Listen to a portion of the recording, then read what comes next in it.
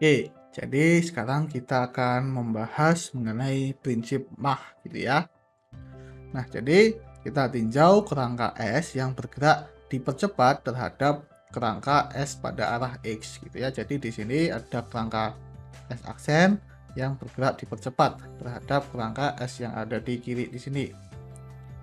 Nah, dimana kalau kita lihat sebuah kejadian di sini yang kotak warna biru di sini itu adalah X-nya. X-nya itu adalah jarak antara kotak biru ini dari titik koordinat S itu sama dengan X aksen, yaitu jarak dari kotak ini dari koordinat S aksen ditambah dengan jarak yang memisahkan antara dua kerangka itu. Nah, dan juga posisi Y-nya dan Z-nya itu sama gitu ya, berada pada ketinggian dan kedalaman yang sama. Dan juga otomatis waktunya itu sama karena waktunya itu absolut dalam tanda kutip. Karena di sini kita masih belum membahas mengenai relativitasnya.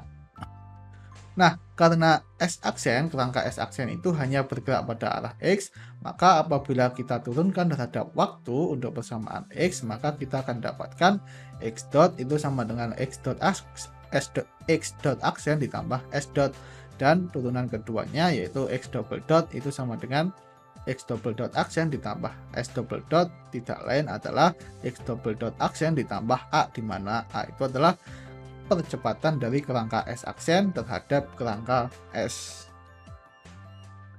Nah, jadi kita memiliki relasi seperti ini dan kita tinjau hukum kedua untuk benda bermassa M itu sama dengan F itu sama dengan M X double dot. Nah, X double dot itu sama dengan X double dot aksen ditambah A, sehingga F-nya itu sama dengan X double dot aksen ditambah MA. Nah, suku tambahan MA ini dalam hukum Newton itu disebut sebagai gaya inersia atau gaya fiktif karena suku ini hanya muncul jika kerangka S aksennya itu dipercepat. Kalau kerangka S aksennya itu bergerak lurus beraturan terhadap kerangka S, maka percepatannya akan 0, sehingga gaya yang dirasakan oleh benda di sini itu akan sama pada dua kerangka itu gitu ya, hanya saja nanti percepatannya itu percepatan relatifnya itu akan sama juga. Nah, pertanyaannya adalah dari mana nih gaya fiktifnya itu muncul? Dari percepatan. Tapi siapa yang dipercepat gitu ya? Bisa saja kalau menurut kerangka S ini yang dipercepat jelas S aksen. Nah, namun kalau menurut kerangka S aksen di sini yang dipercepat itu adalah kerangka S gitu ya. Nah, masalahnya mana yang benar gitu ya. Nah, sekarang untuk membayangkannya, kita tinjau sebuah percobaan, yaitu percobaan ember gitu ya. Ini nama percobaannya kok ya jelek sekali gitu ya. Tapi ini sangat powerful, sangat berguna. Nah, untuk mengetahui keberadaan kerangka inersia, Newton menggunakan sebuah percobaan, yaitu percobaan ember. Jadi, hipotesis pertama dalam percobaan ini adalah bahwa keberadaan ruang absolut yang akan selalu sama dan tidak berubah. Gaya fiktif itu muncul jika pengamat bergerak dengan percepatan absolut terhadap ruang absolut gitu ya. Jadi di sini kan kalau kita tinjau percepatan terhadap dua kerangka yang berbeda itu nantinya pasti berbeda. Nah, di sini percepatannya itu diukur dari relatif terhadap ruang absolutnya, sehingga siapapun yang mengukur percepatan kerangka yang bergerak itu nilainya itu pasti akan sama karena diukurnya itu terhadap ruang absolut. Nah, percobaan ember ini dilakukan dengan menggantung ember berisi air di mana tali awalnya itu diputar lalu dilepaskan. Jadi keadaan pertama itu seperti ini. Jadi ember diikatkan pada tali dan talinya itu diputar gitu ya. Nah, permukaan airnya itu datar. Nah, kemudian setelah ikut diputar, maka airnya itu juga ikut berputar. Jadi akan muncul gaya gesekan antara gerakan ember dengan air gitu ya di sini. Sehingga airnya itu akan berinteraksi dan akan mengalami gaya sentrifugal yang menyebabkan permukaan air itu menjadi cekung. Lama-kelamaan embernya itu akan semakin pelan ketika talinya itu udah nggak diputar lagi dan akhirnya berhenti. Namun dalam kasus itu airnya itu tetap berputar dan permukaannya itu tetap cekung. Dan akhirnya setelah menempuh beberapa waktu, airnya itu kembali ke keadaan semula dan permukaan airnya itu kembali ke datar gitu ya. Nah, pertanyaannya, jika menurut kerangka yang ada di dalam ember, airnya itu nggak bergerak. Karena ya ya kan nggak bergerak. Dia tetap berada di tempatnya sendiri. Seperti ketika kita berada di dalam mobil yang dipercepat. Kita nggak bergerak, tapi semua yang ada di luar kita, bumi dan lain sebagainya itu bergerak menjauhi kita gitu ya. Nah, pertanyaannya, jika menurut kerangka yang ada di dalam ember itu air tidak bergerak, lalu kenapa permukaan air tetap melengkung? Karena meskipun kita tahu di dalam ember itu nggak bergerak, tapi kita juga tetap bisa melihat bahwa airnya itu tetap melengkung di dalamnya. Jadi kalau kita berada di sini gitu ya, kita nggak bergerak ini menurut kerangkanya sendiri. Namun kita juga bisa melihat di sini bahwa airnya itu memang melengkung gitu ya. Itu nggak bohong, bukan ilusi optik, tapi benar-benar terjadi. Nah, kita nggak punya jawaban itu kenapa kok bisa kayak gitu. Nah, jadi ada beberapa hipotesis untuk menjawab pertanyaan itu. Yang pertama, air itu berputar relatif terhadap kerangka absolut. Ya, berarti ada kerangka absolut yang mana kita bisa mengukur percepatan airnya itu. Kemudian B itu air berputar terhadap bintang-bintang yang jauh. Ya, maksudnya kalau kita bisa melihat di sini, kalau kita memutarkan air, maka nanti kalau ada bintang di sini itu akan ikut berputar kalau kita melihat berada di dalam ember di sini.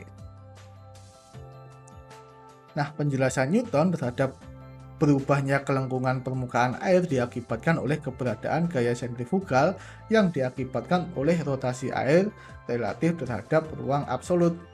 Nah, menurut Newton tidak ada pengaruh langsung antara gerak ember terhadap gerak air, karena ketika ember berputar, air dapat tetap diam dan sebaliknya gitu ya, seperti yang kita eksperimenkan di awal tadi. Nah, gaya sentrifugal akan membuat air bergerak menjauhi pusat ember, namun dicegah oleh dinding ember, sehingga airnya itu akan bergerak naik dan membuat permukaan airnya itu menjadi cekung gitu ya. Nah, masalahnya ada beberapa hal yang tidak dapat dijelaskan oleh kerangka absolut. Pertanyaannya yang pertama, bagaimana kita tahu bahwa benda itu bergerak? Jadi misalkan kita lakukan eksperimen pikiran gitu ya, kita melakukan eksperimennya itu berada di dalam kotak, di dalam otak kita. Ya karena memang ini nggak bisa dilakukan. Jadi misalkan bahwa di alam semesta itu hanya ada satu benda dan nggak ada interaksi atau gaya yang diberikan pada benda itu, ya karena nggak ada hal lain selain benda itu sendiri. Maka kita bisa gunakan hukum Newton bahwa sigma F itu sama dengan 0, yang menyebabkan percepatannya itu sama dengan 0. Bendanya itu bergerak dengan kecepatan konstan. Pertanyaannya adalah, bagaimana cara kita bisa tahu benda itu bergerak kalau kita nggak punya alat ukurnya gitu ya, kita nggak bisa mengukurnya. Kalau kita mengukur, artinya kita berada di alam semesta itu. Kalau kita berada di alam semesta itu, berarti alam semesta itu ada benda lain selain benda itu gitu ya, yaitu ada benda itu dan kita gitu ya. Jadi itu nggak bisa, kita nggak bisa mengukurnya, karena kita nggak boleh masuk ke alam semesta itu. Apa makna percepatan jika tidak ada apa-apa selain benda tersebut? Nah, dengan demikian, agar hukum Newton pertama bekerja pada semesta yang kosong, maka masanya itu harus sama dengan 0. Karena memang kita nggak tahu percepatannya itu 0 apa enggak, karena memang kita nggak bisa mengukurnya. Tapi kita harus tahu bahwa hukum Newton itu harus sama dengan 0 karena nggak ada gaya. Otomatis kita ambil saja masanya itu sama dengan 0. Nah, massa di sini massa apa gitu ya. Nah, artinya massa itu kan besaran inersia. Jadi besaran inersia itu hanya dapat diketahui jika terdapat latar belakang atau kerangka relatif. Jadi kalau ada benda lain maka kita bisa menghitung masanya. Masanya benda itu nggak 0. Jadi kalau nggak ada benda lain, masanya benda itu 0. Gitu ya, itu hipotesisnya. Menarik kan ya?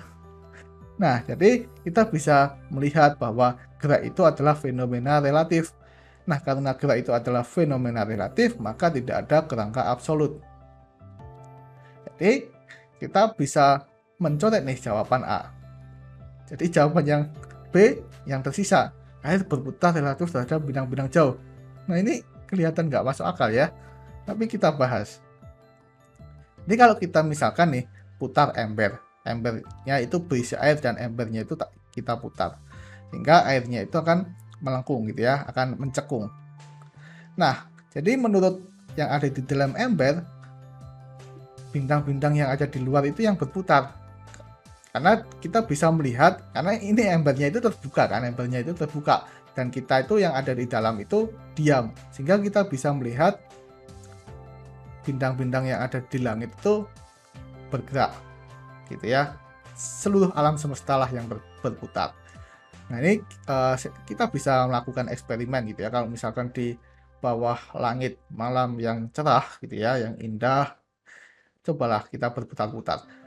Kita pasti akan melihat ke atas bahwa ternyata bintang lah yang berputar-putar gitu ya. Bintang itu berputar-putar mengikuti kita.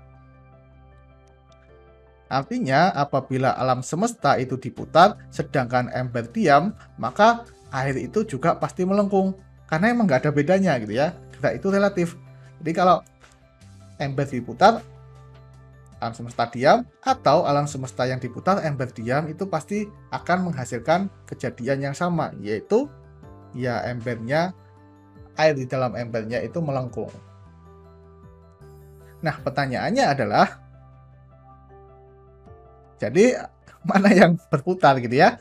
Yang berputar tuh ember atau alam semestanya? Nah, ingat bahwa keberadaan materi di alam semesta itu menciptakan besaran inersia dari suatu benda, yaitu massa. Argumen ember dan alam semesta itu argumen ember dan alam semesta yang berputar, keduanya itu masuk akal. Jadi keduanya pasti akan menghasilkan hal yang sama, yaitu air di dalam ember yang melengkung. Masalahnya bahwa massa ember itu jauh lebih kecil daripada massa alam semesta selain ember gitu ya. Ya, ember itu cuma berapa gram, dan alam semesta itu ya ada bintang, ada black hole, dan lain-lain. Artinya, semesta itu jauh memiliki inersia yang lebih besar ketimbang ember. Nah, karena semesta itu memiliki inersia yang jauh lebih besar ketimbang ember, maka memutar ember itu jauh lebih mudah ketimbang memutar semesta gitu ya. Karena sampai sekarang kita nggak tahu nih gimana cara kita bisa memutarkan alam semesta. Nah, dengan demikian kita bisa kesimpulkan bahwa emberlah yang harus berputar. Nah, jadi ember berputar relatif terhadap apa? Jadi kita sederhanakan di sini ada ember dan ada bintang. Jawabannya semesta, gitu ya. Atau bintang-bintang yang jauh. Ketika kita berada di dalam ember, bintang-bintang yang langit, bintang-bintang yang ada di langit itu menjadi berputar, gitu ya. Ketika kita misalkan ember kita itu diputarkan, tapi kita nggak tahu. Tapi kita bisa melihat ke atas bahwa bintang-bintangnya itu berputar. Nah, karena bintang-bintang di langit itu jauh lebih masif daripada ember, maka bintang di langit itu haruslah diam. Dengan demikian, ember berputar relatif terhadap bintang di langit. Nah, jadi kita bisa mengetahui bahwa ternyata bukan bintang di langit yang berputar, tapi kitalah yang berputar. Meskipun kita berada di dalam ember dan kita nggak tahu sebenarnya apakah ada orang di luar yang memutar ember itu. Nah, jadi inilah penyebab dari gaya sentrifugal. Penyebab dari gaya sentrifugal itu adalah kita yang diputar, atau kita berada pada kerangka yang dipercepat relatif terhadap bintang-bintang di langit. Nah, jadi kita bisa simpulkan bahwa prinsip-prinsip tadi itu disebut sebagai prinsip Mach, di mana yang pertama untuk distribusi materi di semesta itu menjelaskan geometri dari gerak benda. Jadi misalkan lengkungan dari ember yang diputar, atau gerak parabola, atau orang yang bergerak lurus gitu ya. Dan juga jika tidak ada materi maka tidak ada geometri, karena emang kita nggak bisa mengukur bagaimana kecepatan atau gerak bendanya gitu ya. Karena geometri itu kita sudah menunjukkan sebelumnya bahwa geometri itu menunjukkan bagaimana fisika bekerja. Nah, kalau fisika nggak bekerja karena kita nggak bisa mengukurnya, otomatis geometrinya itu nggak ada. Nah, benda di semesta kosong itu tidak memiliki inersia, karena emang inersia itu diakibatkan oleh benda-benda langit lain gitu ya, yang jauh lebih masif gitu. Itu itu adalah prinsip Mach. Tapi ini semua kan terlihat tidak masuk akal. Tapi ini sangat berguna untuk merumuskan teori relativitas umum.